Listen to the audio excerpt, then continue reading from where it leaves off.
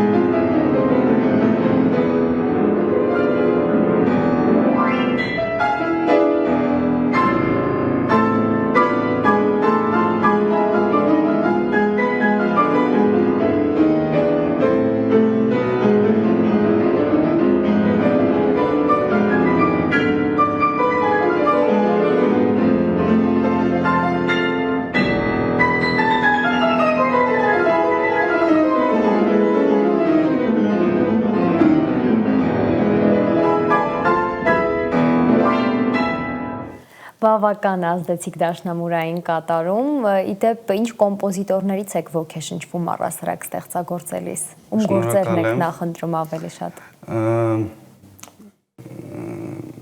Այսպես որ ասեմ, կոնկրետ մեկ կոմպոզիտոր չեմ կարողանա ասել, բայց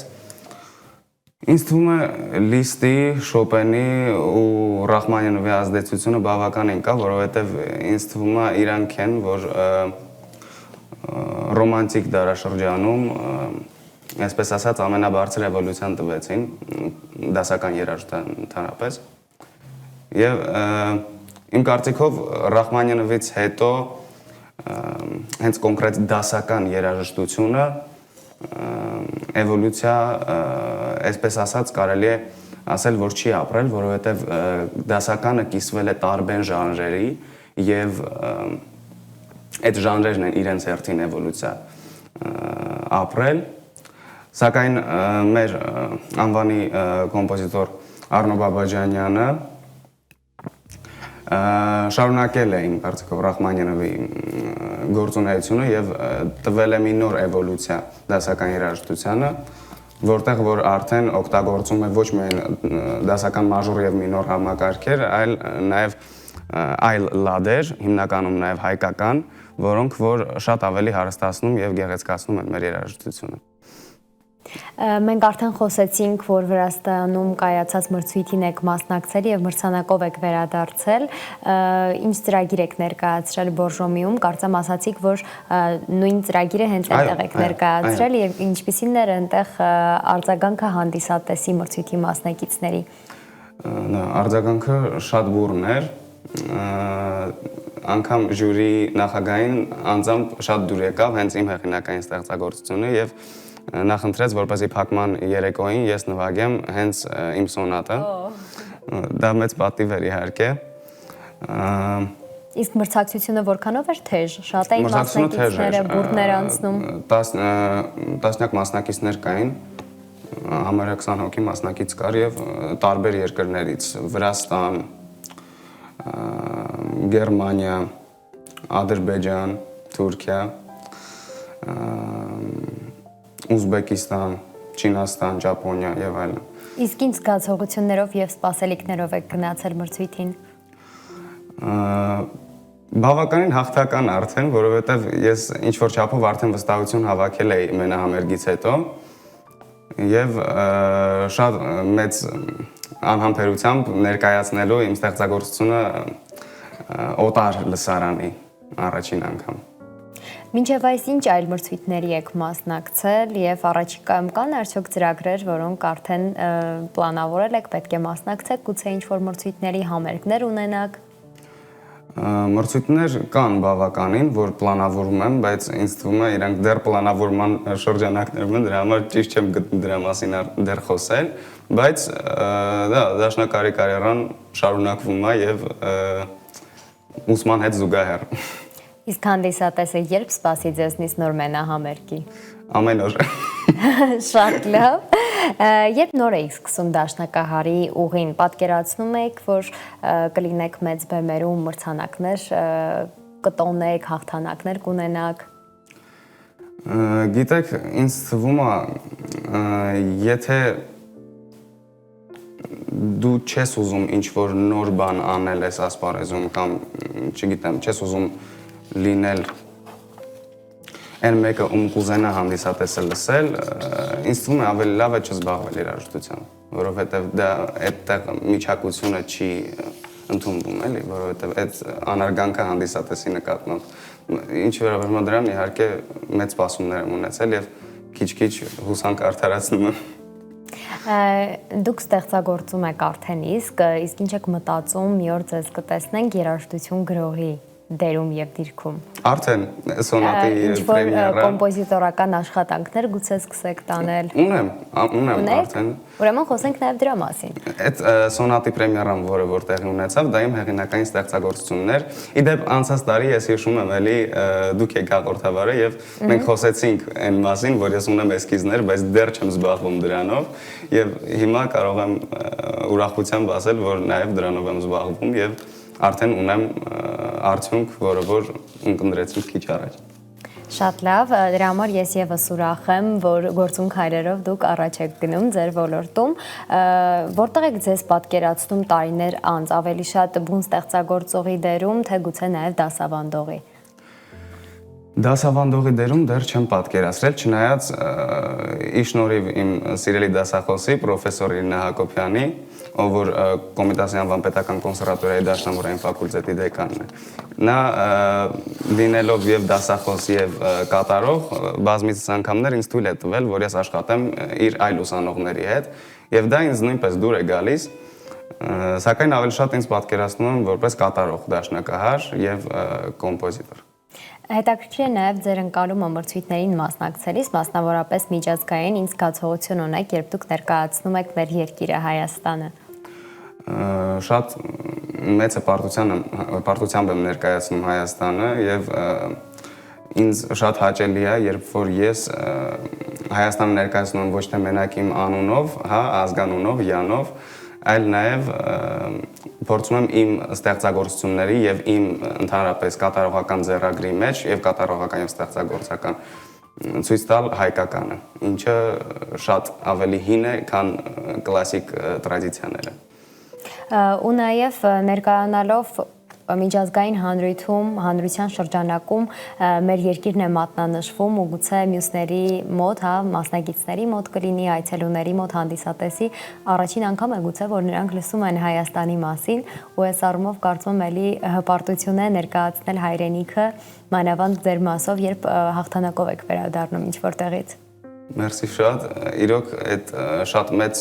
էյֆորիա է, երբ որ դու քո երկիրը կարողանում ես ներկայացնել հենց քո ստեղծագործական գործունեությամբ։ Որպես երիտասարդ ստեղծագործող, արդեն ոլորտում կարելի է ասել հաստատուն քայլեր ունեցող անձնավորություն, որքանով է կարևորում երիտասարդների շրջանում նման մրցույթների մասնակցությունը։ Ինչ է դա տալիս երիտասարդ երաժիշտին։ Գիտեք, ես անձամբ մրցույթ ասվածին ընդհանրապես արվեստի մեջ սկեպտիկ եմ վերաբերվում, որովհետև արվեստի մեջ մրցելը այդ չգիտեմ ինչն է մրցում, հա, то есть պրոֆեսիոնալիզմն է մրցում, թե պրոֆեսիոնալ առումով իհարկե կարելի է մրցել եւ ժյուրիի գնահատականին արժանանալ, բայց արվեստի մեջ ունենալ մրցակցություն ինձ թվում է դա մի քիչ սխալ երևույթ է, չնայած որ դա մեծ հնարավորություն է պատանի, ոչ միայն պատանի երիտասարդ